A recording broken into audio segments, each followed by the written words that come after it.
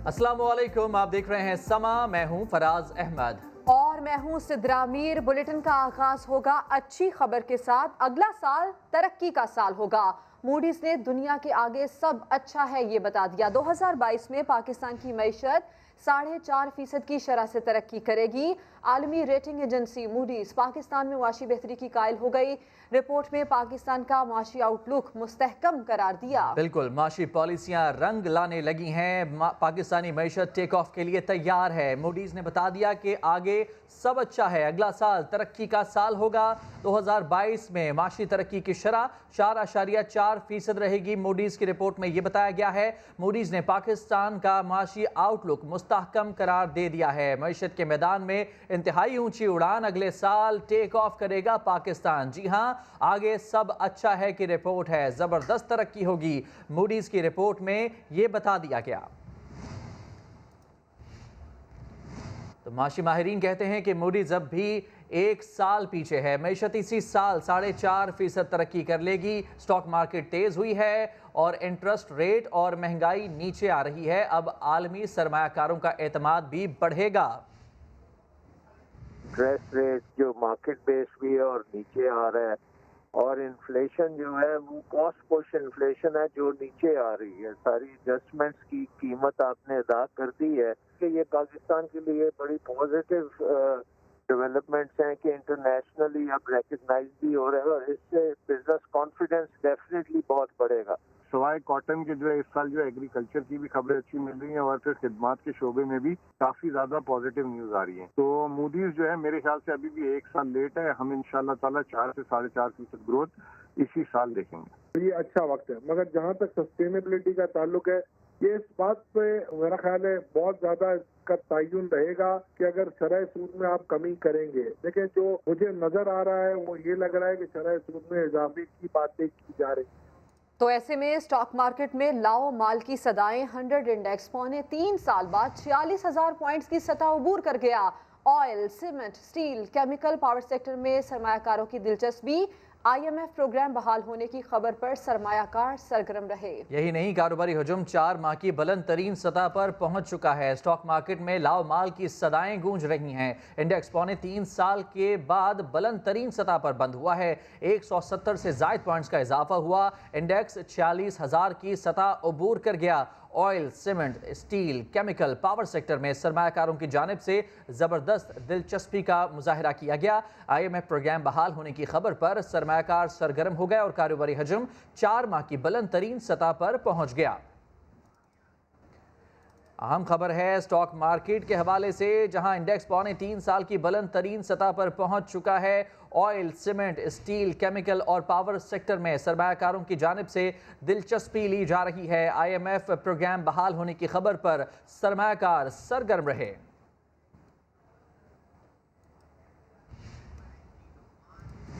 आगे बढ़ते हैं। अहम खबर आपको दें उसामा सती केस के हवाले से, जिसकी जुडिशल इंक्वायरी रिपोर्ट में तहलका खेज इंकशाफात सामने आए हैं। उसामा गाड़ी रोक चुका था, पुलिस एहलकारों ने घेर कर गोलियां मारी। जख्मी उसामा को अस्पताल मुंतकिल करने वाली एम्बुलेंस को लोकेशन भी गलत बताई जाती रही। इस रिपोर्ट में मजीद ये भी बताया गया है कि जख्मी उसामा के लिए एम्बुलेंस को गलत लोकेशन दी गई। उसामा को 4 से ज्यादा एहलकारों ने गोलियां मारी।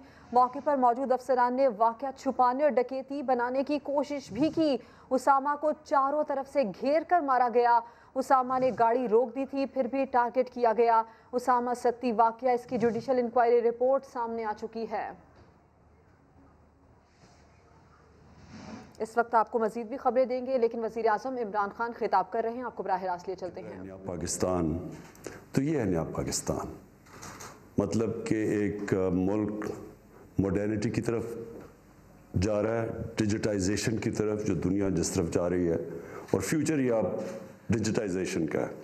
लेकिन उससे ज़्यादा जो इम्पोर्टेंट चीज़ है वो ये कि इसके अंदर एक ट्रांसपेरेंसी, ये ई बिलिंग, ई बिडिंग और फिर वो जो GIS मैपिंग, उससे ये होगा कि उससे तो आखिर में GIS मैपिंग से तो आप मॉनिटर कर सकेंगे। पहले तो फिज़िकल जाके इंस्पेक्शंस होती थी, अंग्रेज़ के ज़माने में तो वो घोड़ों पे जाता था। तो अब ये एक मॉडर्न टेक्नोलॉजी का ज़बरदस्त फ़ायदा ये होगा کہ آپ بالکل مانیٹر بھی کر سکیں گے. لیکن یہ جو آپ کی ای بلنگ، ای بیڈنگ، یہ بھی بہت امپورٹنٹ ہے، کیونکہ یہ دونوں ایریاز ایسے ہیں جس میں بہت زیادہ کرپشن ہوتی تھی. کرپشن اس طرح کہ ایک تو بیڈنگ کے اندر پہلے سے جس طرح کانٹریکٹس دیے جاتے تھے، وہ ایک بڑا ایک سیٹ سسٹم بن چکا تھا کرپشن کا. اور پھر جو نقصان ہوتا تھا وہ تو صرف ملک کو نقصان ہوتا تھا کہ جو پیسہ لگنا ہوتا تھا مثلا ایک سڑک کے اوپر، اس کا ایک حصہ چلا جاتا تھا لوگوں کی جیبوں میں. سڑک بھی سب سٹینڈرڈ بنتی تھی، اس کا لوگوں کو نقصان پھر سے بنانی پڑتی تھی. یعنی ہر طرح قوم کو نقصان ہوتا تھا. اور یہ جب آپ جتنی ٹرانسپیرنسی ٹینڈر دینے میں اور بیڈنگ میں لے کے آئیں گے، اتنی کم گنجائش ہو جائے گی کرپشن کی. اور یہ جو آپ نے ای بلنگ کا کہا، اس کا بھی جتنا آپ آٹومیشن اور ٹیکنالوجی لے کے آئیں گے، اس میں بھی جتنی ہیومن انٹریکشن کم کرتے رہیں گے، اس میں بھی یہ جو انفارچونیٹلی جو ہمارا رشوت دینے کا پورا سسٹم بن گیا ہے، ایک جڑیں اندر تک چلی گئی ہیں.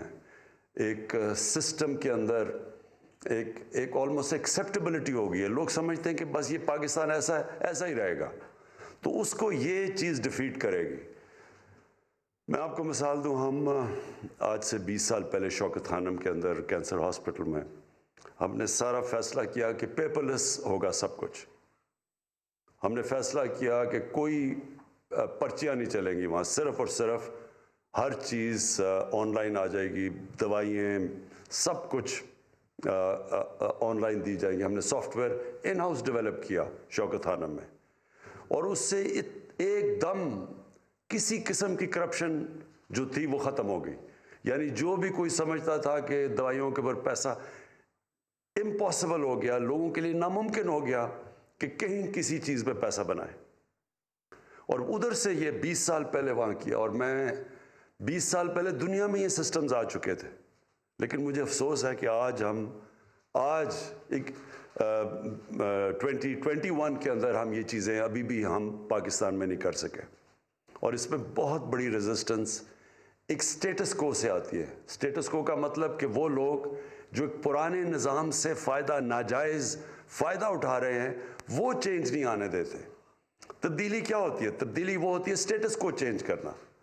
تو تبدیلی کیوں نہیں لوگ لا سکتے؟ کیونکہ جو سٹیٹس کو ہے، جو وہ لوگ جو ان کو آپ مافیا کہہ دیں، ان کو آپ ویسٹڈ انٹرسٹ کہہ دیں، وہ پرانے سسٹم سے کیونکہ فائدہ اٹھاتے ہیں، وہ چینج نہیں آنے دیتے. اور یہ جو آٹومیشن ہے، جب ہمیں دنیا میں پتہ ہے کہ آٹومیشن سے کتنا فائدہ ہوا، میں آپ کو اپنی ایکسپیرینس شوکت خانہ میں بتا رہا ہوں کہ ایک دم تبدیلی آ گئی وہاں. یعنی ناممکن ہو گیا کسی کے لیے کسی قسم کی رشوت دینا لینا، دوائیوں میں گھپلا کرنا. تو باقی ہماری گورنمنٹ کے اداروں میں کیوں نہیں آیا؟ کیونکہ ایک سسٹم کے اوپر لوگ ایک کرپشن کا نظام چل رہا ہے. میں آپ کو ایک بتاؤں کہ شوکت خانہ میں ہمیں ایک دفعہ ایک گورنمنٹ کے ادارے میں بتاؤں گا نہیں کون سا ادارہ ہے، انہوں نے 3-4 لوگوں کا علاج کروایا شوکت خانم سے، اور انہوں نے کہا کہ ہم ان کے پیسے دیں گے. تو ادارے نے پیسے دے دیے ان جو مریضوں کا علاج ہوا. تو شوکت خانم اب جو کہ 75% کینسر کا مفت علاج کرتا ہے، یعنی دنیا میں کہیں نہیں ہوتا، وہ چیک گورنمنٹ ادارے کے پاس لے کے گئے.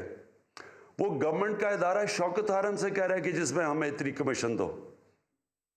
ایک چیریٹی ہاسپٹل سے وہ کمیشن مانگ رہے ہیں، کیونکہ انہوں نے کہا جی یہاں تو سسٹم ہی یہی ہے، جو چیک کلیئر کرواؤ گے ہمیں اتنے پیسے دو گے. تو یہ ایک بڑی بدقسمتی ہے ہماری. یہ یاد رکھیں کہ کوئی ملک ترقی نہیں کر سکتا جدھر اتنا سارے رشوت کے نظام کو ایکسیپٹ کر بیٹھے. کبھی کوئی ملک نہیں ترقی کر سکتا. کوئی نظام نہیں آگے بڑھ سکتا جس کے اندر اس طرح کی رشوت، سب کو پتا کہ رشوت چل رہی اور رشوت چلتی رہے. اور جو اللہ نے قرآن میں کہا ہوا ہے کہ میں کبھی کسی قوم کی حالت نہیں بدلتا جب تک وہ قوم خود اپنی حالت بدلنے کی کوشش نہ کرے. ہم جب تبدیلی لانے کی کوشش کرتے ہیں تو عمران خان آ کے سوئچ آن کر کے تو تبدیلی نہیں لے کے آئے گا. قوم کا ذہن بدلتا ہے. اللہ نے کہا ہوا ہے کہ میں نہیں تمہیں تبدیل کروں گا جب تک تم خود فیصلہ نہیں کرو گے کہ ہم اس طرح کی زندگی نہیں گزارنا چاہتے، ہم اپنی زندگی بہتر کرنا چاہتے ہیں، ہم بھی دنیا کے اندر ایک چھاتی نکال کے پھرنا چاہتے ہیں کہ ہم پاکستانی ہیں، ہر پاسپورٹ کی دنیا میں ہم عزت چاہتے ہیں، تو ایسے تو نہیں عزت آتی. عزت ایک خوددار قوم کو ملتی ہے، سچی قوم کی عزت ہوتی ہے. جب ملیشیا اور انڈونیشیا میں جب لوگوں نے اسلام قبول کیا تو وہاں کوئی مسلمان فوج تو نہیں گئی تھی، مسلمانوں نے فتح تو نہیں کیا تھا انڈونیشیا اور ملیشیا. جو مسلمان تاجروں کا کیریکٹر دیکھا لوگوں نے اتنے متاثر ہوئے کہ اس سے وہ لوگ مسلمان ہو گئے. سچے لوگ تھے، کیریکٹر والے لوگ تھے،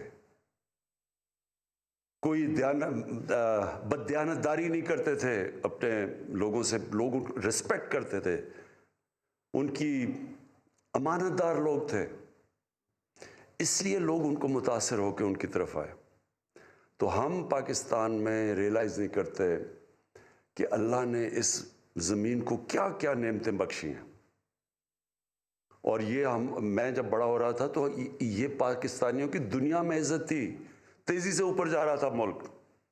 یہ جب ہمارا صدر گیا امریکہ تو امریکہ کا صدر اس کو ایئرپورٹ لینے آیا. جب وہ گیا برطانیہ تو کوئین نے جس طرح اس کو ریسیو کیا، رسپیکٹ تھی ایک دنیا میں. کیونکہ قوم تب ایک لوگ اس طرح جو ایک قوم کو جو آہستہ آہستہ ہمارے سسٹمز گئے، ہم نے سچائی سے دور ہوئے، رشوت ایکسیپٹ کرنی شروع کر دی، لیڈرز نے کرپشن شروع کر دی. اب یہ کیا، یہ جب یہ ایک براڈ شیٹ ایک چیز سب کے سامنے آئی ہے کہ اس نے پاکستان گورنمنٹ نے ایک فرم کو کہا کہ جی ہمیں ہمارے ملک کے سربراہوں کو جو چوری کیا تھا پیسہ اس کے لیے انویسٹیگیٹ کریں. انگلینڈ کی فرم تھی. تو وہ جو انٹرویو دے رہا ہے وہ کیا کہہ رہا ہے کہ کس طرح پاکستان سے پیسہ چوری کر کے باہر جا رہا تھا. اور کون کر رہے تھے؟ پاکستان کے وزیر اعظم، پاکستان کے وزیر، وہ چوری کرنے پہ لگے ہوئے تھے پیسہ. تو جب ملک کا سربراہ چوری کرے، وزیر کرے، تو وہ تو نیچے تک سارا سسٹم کرپٹ ہو جاتا ہے. تو پھر تو NHA کے اندر ہم نہیں کہہ سکتے کہ جناب آپ چیف انجینئر نہ پیسہ بنائے اور فلانا نہ کانٹریکٹر نہ پیسہ بنائے. تو سارا سسٹم جو سب سے بڑا ظلم کرپشن کرتی ہے ایک ملک سے، کہ کرپشن کو ایکسیپٹیبل کر دیتی ہے. اب برائی کو برائی نہیں سمجھتے کہ کوئی غلط چیز نہیں ہو رہی. اور اس سے کیا ہوتا ہے؟ کرپشن سے سب سے بڑی چیز کیا ہوتی ہے؟ لوگ بڑے امیر ہو جاتے ہیں. وہ براڈ شیٹ والے نے کہا کہ یہ جو میں تھوڑی چیزیں دیکھ رہا تھا کہ ایک پاکستانی نے، اور وہ بھی بتا نہیں رہا کہ ہمارا پاکستانی سیاستدان نے، سعودی عربیہ سے لنڈن کے بینک میں $1 ارب بھیجا. $1 ارب ایک آدمی نے بھیجا. تو لوگ تو بہت امیر ہیں یہاں کے ہمارے، لیکن ملک غریب ہے، مقروض ہے. ملک قرضے پہ گزارا کر رہا ہے، لیکن لوگ ایسے ہیں جو لنڈن کے سب سے مہنگی جگہوں کے اوپر بڑے بڑے محلوں میں رہ رہے ہیں. ملک تب اوپر جاتا ہے جب ایک ملک امیر ہوتا ہے. آج ہم مغرب کے لوگوں کو دیکھ لیں، مغرب کے حکمرانوں کو، ان کے پاس دیکھ لیں کتنا پیسہ ہے، ان کا رہن سہن دیکھ لیں، اور ایک مقروض ملک کے جو بھی یہاں جنہوں نے حکومت کی ان کا رہن سہن دیکھ لیں اور ان کے پاس پیسہ دیکھ لیں. آپ کو لگے گا کہ یہاں دودھ کی نہریں بہہ رہی ہیں، اور لگے گا وہ غریب ملک ہے. جب آپ ان کے پرائم منسٹرز کو، پرانوں کو دیکھیں گے، ان کو جب ان کا رہن سہن دیکھیں گے، وہ ان کے جب یونائٹڈ نیشنز میں جب گئے، ان کے جاتے ہیں پرائم منسٹرز یا ہیڈ آف اسٹیٹس UN کے اندر، تو وہ کتنا پیسہ خرچ کرتے ہیں. اور جو ہمارے یہاں سے ایک مقروض ملک میں جا کے کس طرح وہاں رہتے تھے، کس طرح پینٹ ہاؤس اور ہوٹل کے اوپر پوری جو سب سے مہنگے ہوٹلوں میں جا کے رہتے تھے. یہ ہے ہمارا مسئلہ. اور بدقسمتی یہ ہے کہ ہم جدھر سے شروع ہوا تھا ہمارا سویلائزیشن، جو ہم دیکھتے ہیں مدینہ کی ریاست، کیونکہ نبی صلی اللہ علیہ وسلم نے وہ ریاست بنائی تھی، تو جب وہاں دیکھیں تو کیا چیز سب سے چیز سامنے آئی تھی کہ جو ریاست کے سربراہ تھے وہ سادگی میں رہتے تھے. کسی نے محلات نہیں بنائے، اپنے اوپر پیسہ نہیں خرچ کرتے تھے. جو پیسہ ریاست میں زیادہ آتا تھا اپنے غریبوں پہ خرچ کرتے تھے، قوم کو نیچے سے اوپر اٹھاتے تھے. فلائی ریاست بنائی انہوں نے. اور اس کے الٹا یہ دیکھیں کہ ہم نے یہ جو ملک، کتنا ایک بڑی خواب تھی پاکستان کہ ہم نے بنانا تھا وہی مثالی اسلامی فلاحی ریاست، اور ہمارے پاس ہم کس طرف نکل گئے، اور اس کا نتیجہ سامنے ہے کہ جب تک ایک قوم واپس اس نظریے پہ نہیں جاتی جس کے لیے بنی تھی، اللہ کی برکت نہیں آنے لگی۔ تو میں مراد آپ کو اس لیے مبارک دیتا ہوں کہ یہ جو آپ نے قدم اٹھایا، دیکھیں آپ NHA میں جب شروع ہو جائے گا، سب سے زیادہ پیسہ تو سڑکوں پہ بنتا ہے، سب سے زیادہ کمیشنز تو سڑکوں کے اوپر بنتی ہے۔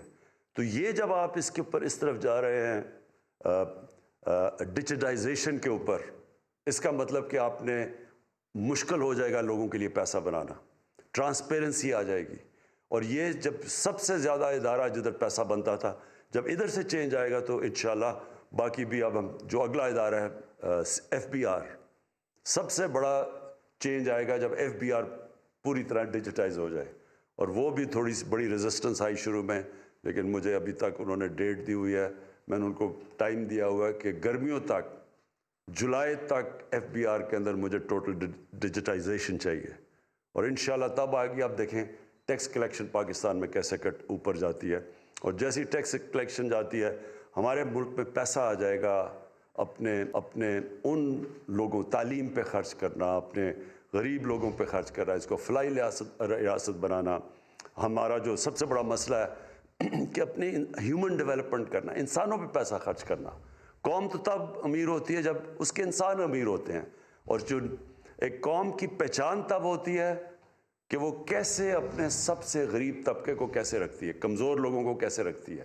امیر لوگ نہیں کیسے رہتے، اس کے جو کمزور طبقہ کیسے رہتا ہے۔ اور انشاءاللہ جیسے جیسے ہمارے پاس ریونیو بڑھتا رہے گا، FBR کے اندر ریفارمز آتی رہیں گی، کرپشن جب آپ کو مثلا سڑکوں کے اوپر جب ختم ہوگی تو ہمارے پاس، جو مراد نے اصل بات کی کہ ہمارے پاس اور زیادہ پیسہ آ جائے گا خرچ کرنے کا، انفراسٹرکچر کے اوپر ہم اس کو اور بہتر کرتے جائیں گے۔ انفراسٹرکچر جیسے ہی بہتر ہوتا جائے گا، ملک میں زیادہ انویسٹمنٹ آنی شروع ہو جائے گی۔ تو یہ آج بہت بڑا قدم آپ نے اٹھایا ہے۔ میں انشاءاللہ اس کی وجہ سے ہم اور منسٹریز کے اوپر بھی پریشر ڈلوا لیں گے کہ ای گورننس کے اوپر ساری سب منسٹریز جائیں، اور ان کو بھی ہم نے ٹائم سکیل دیا ہوا ہے گرمیوں کا کہ اگلے 6 مہینے تک ہم ایکسپیکٹ کرتے ہیں کہ پاکستان کی جو منسٹریز ہیں سب ای گورننس کے اوپر آ جائیں گے۔ شکریہ۔ وزیر اعظم عمران خان اسلام آباد میں NHA کے تحت ای بڈنگ، ای بلنگ اور GIS میپنگ کی افتتاحی تقریب سے خطاب کر رہے تھے۔ وزیر اعظم کا کہنا تھا کہ پاکستان تیزی سے ترقی کی جانب جا رہا ہے۔ ای بڈنگ، ای بلنگ اور GIS میپنگ ماڈرن ٹیکنالوجی ہیں۔ دیگر خبروں کی جانب بڑھتے ہیں۔ پرویز مشرف نے 600 کروڑ نجی فرم کو دیے ایک منتخب وزیر اعظم کے خلاف مقدمہ بنانے کا کہا گیا۔ ترجمان نون لیگ مریم اورنگزیب کے الزامات، کہا صرف 6 ماہ قبل رجسٹر ہونے والی کمپنی کو سیاسی حریفوں کے خلاف کیسز بنانے کا کہا گیا۔ انہوں نے کہا کہ براڈ شیٹ کمپنی کو دی گئی فہرست سے مشرف نے اپنے وزیروں کا نام ہی نکلوا دیا، کچھ نیب زادے تو کچھ نیب زدہ بن گئے۔ براڈ شیٹ نے ایک عامر اور آپ کے خلاف چارج شیٹ دی ہے۔ پرویز مشرف صاحب نے پاکستانی 600 کروڑ روپے ایک پرائیویٹ فرم کو دیے کہ اس کے خلاف مقدمہ بناؤ۔ اس وقت اس کمپنی کو رجسٹر ہوئے 6 مہینے ہوئے تھے۔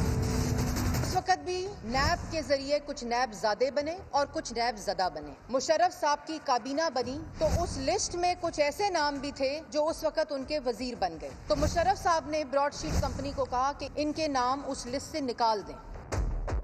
شہزاد اکبر جو مذاکرات براڈ شیٹ کمپنی کے ساتھ اس وقت کر رہے ہیں وہ کسی لیگل کانٹریکٹ کے ذریعے نہیں کر رہے۔ 400 کروڑ روپیہ آپ نے براڈ شیٹ کمپنی کو دیا، آپ نے آج ادا کیا۔ پہلے جو کلیم کر رہا ہے براڈ شیٹ، جو ریکوری ہوئی وہ کس حد سرکاری خزانے کے اندر جمع کرائی گئی؟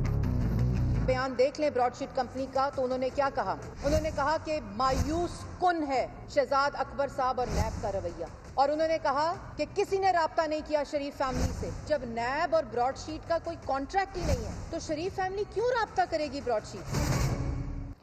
اور اسی پر معاون خصوصی برائے احتساب شہزاد اکبر نے مریم اورنگزیب کو چیلنج دے دیا، کہا لندن پولیس سے رابطہ کریں اور براڈ شیٹ کمپنی کو رشوت کے معاملے پر تحقیق کروائیں، جو قانونی مدد چاہیے دینے کے لیے تیار ہیں، وہ نہیں کریں گی تو میں ایسا کرنے جا رہا ہوں۔ براڈ شیٹ کی تحقیقات میں پوری PTM کے رہنماؤں کے نام آ رہے ہیں۔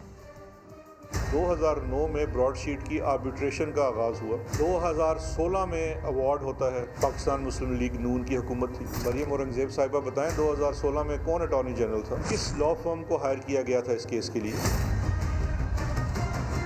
मरियम औरंगज़ेब को एक चैलेंज करता हूँ या इसके बड़ों को, बरतानिया के अंदर रिश्वत देना जो है एक जुर्म है। मैं आपको 72 घंटों का टाइम देता हूँ। आप लंदन पुलिस को एक दरख्वास्त दें कि जो रिश्वत ऑफर की गई कावे मुसावी को, उसकी तहकीक होनी चाहिए, और वो जो शख्स जो आप 2018 का कह रहे हैं जिसने कट मांगा है, उसकी भी तहकीक होनी चाहिए।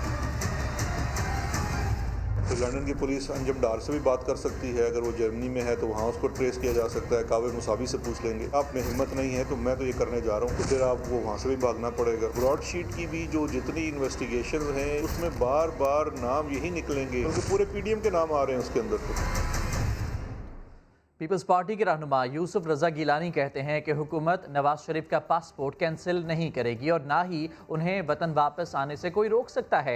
इस्लामाबाद में एहतसाब अदालत के बाहर मीडिया से गुफ्तगू में साबिक वज़ीर आज़म का कहना था कि बिलावल भुट्टो ने कभी नहीं कहा कि नवाज शरीफ वापस आएं। बिलावल साहब ने कतन ये नहीं कहा कि मियाँ साहब को आना चाहिए, तो इसलिए ये उनका पर्सनल डिसीजन है, पार्टी का डिसीजन है।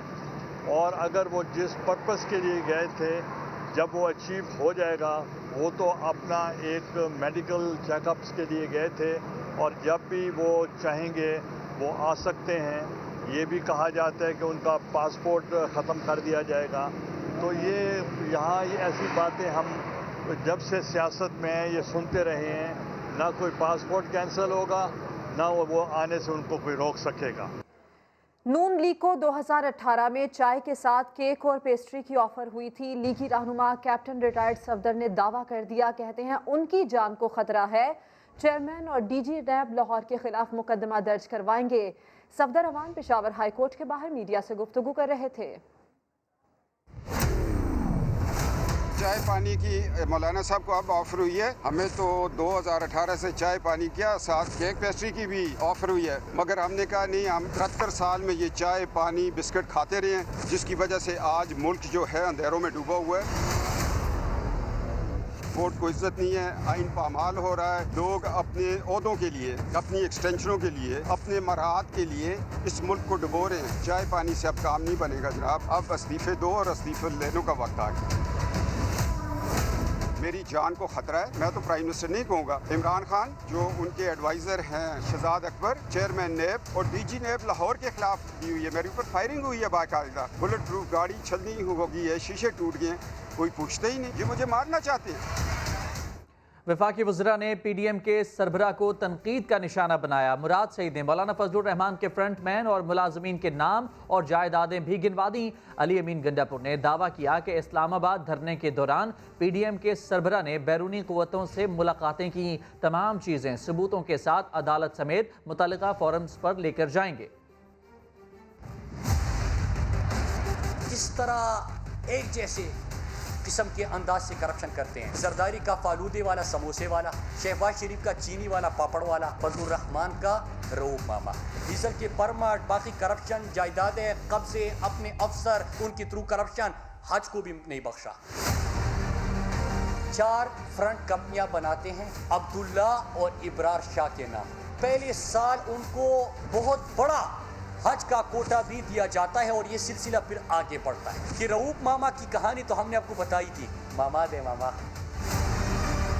अब रऊफ मामा की भी फ्रंटमैन है। फजलुर रहमान का फ्रंटमैन रऊफ मामा, रऊफ मामा का फ्रंटमैन उसका ड्राइवर अब्दुल्ला। मामा के जो मुलाजिम है नवाज मसूद दीन मोहम्मद क्लास 4 मुलाजिम है। फिर एक और फ्रंटमैन अब्दुल्ला वजीर, पहले का दीन मोहम्मद, इसका नाम है दीनी इस्लाम, और दीन इस्लाम नाम रखने के बाद फ्रंटमैन बनता है। मौलाना फजल रहमान, ये सुन लो, तुम्हें हिसाब देना पड़ेगा। कश्मीर का जब पूरी दुनिया में इंटरनेशनलाइज हो गई थी तो इसने उसी टाइम के ऊपर धरना दिया, धरना था गांधी के खिलाफ, लेकिन ये मुलाकातें कर रहा था बैरूनी क़ुव्वतों के साथ और राब्ते किए इसने। वो चीज़ें हैं जो इंशाल्लाह हम लेके जाएंगे सबूतों के साथ। हम अदालत में भी बहुत सी चीज़ों में जाने लगे हैं करीब, इंशाल्लाह उधर भी इसके खिलाफ हम केस लड़ेंगे। ऐसे में PDM ने सेनेट इलेक्शन लड़ने का ऐलान अभी नहीं किया, लेकिन नून लीग ने तैयारियां शुरू कर दी हैं। मोहम्मद जुबैर और परवेज रशीद पार्टी टिकट के लिए फेवरेट हैं। नईम अशरफ भट्ट रिपोर्ट करेंगे। नून लीग एहतजाजी सियासत से इंतखाबी सियासत पर आ गई। सेनेट इलेक्शन लड़ने की तैयारियां जारी। सिंध में पार्टी रहनुमा मोहम्मद जुबैर ने अपना वोट पंजाब में मुंतकिल करवा लिया है। दीगर उम्मीदवारों में परवेज रशीद पार्टी टिकट के लिए सबसे ज्यादा फेवरेट करार दिए जा रहे हैं, जबकि पार्टी चेयरमैन राजा जफरुल हक और जमीयत अहले हदीस के प्रोफेसर साजिद मीर भी दोबारा नून लीग की टिकट चाहते हैं, लेकिन इस मर्तबा पार्टी के अंदर इनके मुतालिक तहफ़्फ़ुज़ात पाए जाते हैं। पंजाब असम्बली में नून लीग के 160 से ज़ायद MPs हैं, जिसके मुताबिक पार्टी को सेनेट की 4 नशिस्तें मिलने का इम्कान है। सूबाई असम्बली में काफ लीग के 10 MPs और पीपल्स पार्टी के 7 MPs हैं, जिनके वोट हासिल करने के लिए बड़ी पार्टियां कोशिशें जारी रखे हुए हैं। नईम अशरफ भट्ट, समा, लाहौर। वज़ीर-ए-आज़म इमरान खान की ज़ेर सदारत तर्जुमानों के इजलास में ब्रॉडशीट मामले पर गुफ्तगू हुई। वज़ीर-ए-आज़म ने कहा कि पनामा के बाद ब्रॉडशीट दूसरा बड़ा स्कैंडल है। तफसीलात जानेंगे। समा के नुमाइंदे अब्बास शबीर हमारे साथ मौजूद हैं। अब्बास शबीर बताएगा इजलास में क्या बात हुई इस हवाले से। देखें, आज के इजलास में महंगाई और ब्रॉडशीट के मामले पर तफसीली तौर पर बातचीत हुई है। चीनी और तवानाई की सूरत हाल पर भी तवज्जो देनी होगी। वज़ीर-ए-आज़म ने ये भी कहा, वज़ीर सनअत हमाद अजहर ने आज तर्जुमानों के इजलास में बताया है कि 2-3 दिन में चीनी दरामद होगी। वज़ीर-ए-आज़म ने कहा कि PDM के मामले पर तैयारी करनी बहुत ज़रूरी है। वज़ीर दाखिला को ये हिदायत जारी की है। ब्रॉडशीट के मामले पर आज वज़ीर-ए-आज़म ने तर्जुमानों के इजलास में ये कहा है कि पनामा के बाद दूसरा बड़ा स्कैंडल है। ब्रॉडशीट मामला हमारे मौक़िफ़ का सबूत है। आज के इजलास में ब्रॉडशीट के मामले पर शहजाद अकबर जो कि मावन है वज़ीर-ए-आज़म के, उन पर जो अपोजिशन ने तनकीद की है उसका भी जिक्र हुआ, जिस पर वज़ीर-ए-आज़म ने कहा कि शहजाद अकबर की बात ना करें, ब्रॉडशीट के निकात के ऊपर बात करें। PDM एहतजाज समेत महंगाई और शुगर के रेट्स के ऊपर भी आज तर्जुमानों के इजलास में बातचीत हुई, जिसमें वज़ीर-ए-आज़म ने कहा कि चीनी की कीमतों को कम किया जाए। पर इस इजलास में गुफ्तगू हुई है। तफसीलात के लिए आपका बहुत शुक्रिया अब्बास शबीर। अब ये बताएं कि सिंध हुकूमत ने बंडल आइलैंड के मामले पर सरमायाकारों को भी धमकी दे दी। कहा, सदर मुमलिकत किसी सूबाई मामले में मुदाखलत नहीं कर सकते। संजय साधवानी रिपोर्ट करेंगे। सिंध के जजायर पर किसी और का हक नहीं। बंडल आइलैंड के मामले पर सूबाई वजीर तवानाई में बिजली दौड़ गई। उन इन्वेस्टर्स को भी खबरदार करना चाहता हूं जो कि उनसे अपना आइलैंड्स पे आने की कोशिश करेंगे, उनके सामने सिंध के अवाम खड़े होंगे, वो इस तरह अपना वहाँ काम नहीं कर सकेंगे। ये मैं बिल्कुल उनको वाज़ेह तौर पर बताना चाहता हूँ, चाहे कोई भी वहाँ इन्वेस्टर होना चाहता है तो। जजायर से मुताल्लिक सदारती ऑर्डिनेंस को लेकर तर्जुमान मुर्तज़ा वहाब ने भी विफाक को आड़े हाथों लिया। सदर मुमलिकत किसी सूबाई मामले में मदाखलत नहीं कर सकते। वफाकी काबीना किसी सूबाई मामले में मदाखलत नहीं कर सकते। जियालो का क्या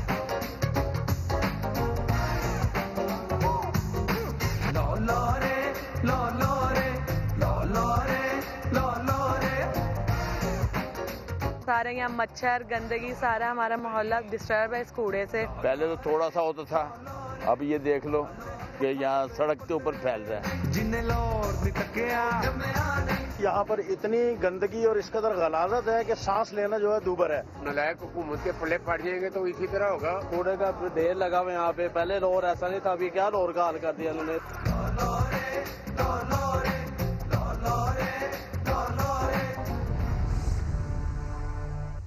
तो लाहौर को साफ करने के लिए 48 घंटे का वक्त रह गया और वेस्ट मैनेजमेंट कंपनी की मशीनरी कचरे की रफ्तार से काम में मसरूफ है। लेकिन कचरा है कि खत्म होने का नाम नहीं ले रहा। दानियाल उमर रिपोर्ट करेंगे। वक्त कम है और मुकाबला सख्त। डेडलाइन के अंदर कूड़े की सफाई मुश्किल नजर आने लगी। लाहौर वेस्ट मैनेजमेंट कंपनी के लोकल कॉन्ट्रैक्टर्स काम तो कर रहे हैं, मगर रफ्तार तसल्ली बख्श नहीं। सूबाई वजीर मुराद राज भी सफाई मुहिम के दौरान मुतहर्रिक हैं। दीगर इलाकों की तरह जौहर टाउन के फैमिली हेल्थ अस्पताल के बाहर कचरे के ढेर लगे हुए हैं। डबल सड़क की एक साइड पर कूड़ा ही कूड़ा है। पोल्यूशन के अंदर तो क्या हम बच्चों को की सेहत का बंदोबस्त करेंगे। फौतगी होती है तो इधर हम तदफीन नहीं बंदे कर सकते कि रास्ते ही गुजरने का नहीं है। बागों के शहर से सारा कचरा उठाने की तीसरी डेडलाइन जुमे के रोज खत्म हो रही है। अस्पताल और कब्रिस्तान के बाहर कचरे के ढेर ने इंतजामिया और वुज़रा की तस्वीरी कार्रवाइयों का पोल खोल दिया है। शहरी कहते हैं कि लाहौर को साफ करने के लिए ग्रैंड ऑपरेशन किया जाए। कैमरामैन जवाद यहिया के साथ दानियाल उमर, समा, लाहौर। आगे बढ़ते हैं, कुछ बात करेंगे मारूफ गुलकारा हदीका कयानी की, जो कि गुलकारी के मैदान में कामयाबियां समेटने के बाद अब अदाकारी की दुनिया में नाम कमाने के लिए तैयार हैं। हदीका कयानी का पहला ड्रामा सीरियल रवां माह के आखिर में पेश किया जाएगा। रेहान अहमद की रिपोर्ट देखिए। और अभी एक ब्रेक, जिसके बाद आप देख पाएंगे प्रोग्राम 7 से 8। देखते रहिए समा।